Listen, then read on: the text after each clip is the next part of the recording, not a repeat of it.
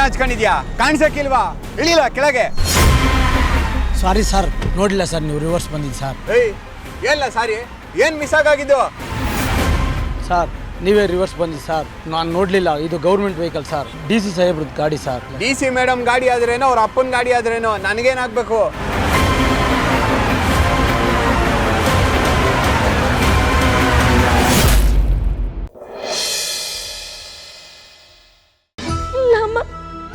ಎಲ್ಲದಕ್ಕೂ ನಾನೇ ಕಾರಣ. ನನಗೆ ಯಾಕೋ ಜ್ಯೋತಿಕಾ ಅವ್ರಿಗೆ ಇನ್ನೂ ನನ್ನ ಮೇಲೆ ಕೋಪ ಹೋಗಿಲ್ಲ ಅನ್ನಿಸ್ತಾ ಇದೆ. ಈಗ ಇಷ್ಟೊತ್ತಾದ್ರೂ ಮನೆಗೆ ಬಂದಿಲ್ಲ. ನಿನ್ಗೆ ನನ್ನ ಜ್ಯೋತಿಕನ್ ಬಗ್ಗೆ ಗೊತ್ತಿಲ್ಲ ಪುಟ್ಟ. ಬರ್ತಾರೆ ಅಮ್ಮ, ಜ್ಯೋತಿಕಾ ಅವ್ರು ಖಂಡಿತ ವಾಪಸ್ ಬರ್ತಾರೆ. ಸಿದ್ದು ಅವರು ಅವ್ರನ್ನ ಹುಡ್ಕಕ್ ಹೋಗಿದ್ದಾರೆ ಅಲ್ವಾ?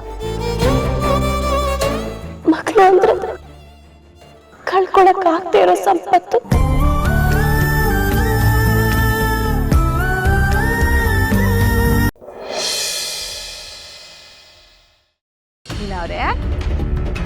ನೀನವ್ರೆ ಏನಾಯ್ತು? ಏನ್ ಯೋಚನೆ ಮಾಡ್ತೀರಾ? ಅದು ಹಾಸ್ಪಿಟಲ್ಗೆ ಹೋಗಿದ್ದೆ, ಅಲ್ಲಿ ರೋಹಿಣಿ ಅವ್ರನ್ನ ನೋಡಿದೆ. ರೋಹಿಣಿ ಅವರು ಕನ್ಸೀವ್ ಆಗ್ಬೇಕಾಗಿರೋದು 2ನೇ ಮಗುಗಂತೆ. ನೀನ್ ಯಾರು? ನಿನ್ನ ಜೀವನದಲ್ಲಿ ಏನಾಗ್ತಿದೆ ಅಂತ ನನಗೆ ಅರ್ಥನೇ ಆಗ್ತಿಲ್ವಲ್ಲೇ. ನಿನ್ನ ಮೊದಲನೇ ಹೆರಿಗೆ ಯಾವಾಗ್ಲೇ ಆಯ್ತು?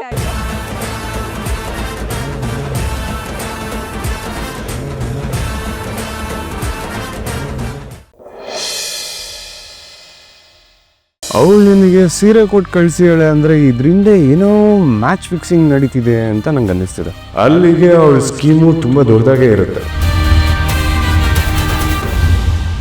ನಮ್ಮಮ್ಮ ಆ ಭೂಮಿ ಜಾತಕದಲ್ಲಿ ಏನೋ ತೊಂದರೆ ಇದೆ ಅಂತ ಗುರುಗಳು ಹೇಳ್ದಾಗ ಅವಳು ಮುಸ್ಕ ಹಾಕಿ ಮದ್ವೆ ಮಾಡೋ ಸಂಭ್ರಮದಲ್ಲಿದ್ದಾರೆ.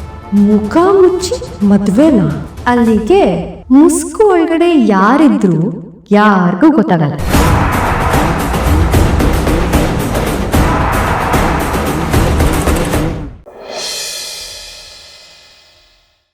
ಅಣ್ಣ ನೀನು ರೆಡಿನಾ? ಲೋ, ನಾನು ಯಾವಾಗಲೂ ರೆಡಿ ಕಣ. ನೀವೊಬ್ರು ಓಕೆ, ನೀವೇನು ಇಷ್ಟೊಂದು ಸೀರಿಯಸ್ ಆಗಿದ್ದೀರಲ್ಲ? ಗೊತ್ತಾಳ ಏನಾಯ್ತಪ್ಪ? ಯಾಕೆ ಇಷ್ಟೊಂದು ಸೀರಿಯಸ್ ಆಗಿದೆಯಾ? ನನಗೆ ಧೈರ್ಯನೇ ಬರ್ತಾಯಿಲ್ಲ ವಿಕ್ರಮ್. ಯಾಕೆ ಧೈರ್ಯ ಇಲ್ಲ? ನನ್ನಿಂದ ಏನಾದರೂ ತಪ್ಪಾದ್ರೆ? ನೀನು ತಪ್ಪು ಮಾಡೋಕ್ಕೆ ಸಾಧ್ಯನೇ ಇಲ್ಲ ಕಣೆ.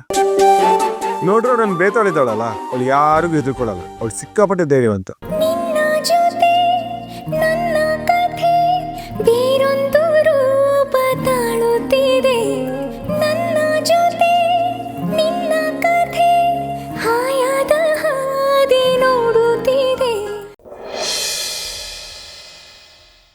ಒಂಬಾಪುರದಲ್ಲಿ ನಡೆದ ಘಟನೆ ನಿಮಗೆ ಗೊತ್ತಿದ್ಯಾ ಇಲ್ವಾ ಅಂತ ನನಗೆ ಗೊತ್ತಿಲ್ಲ.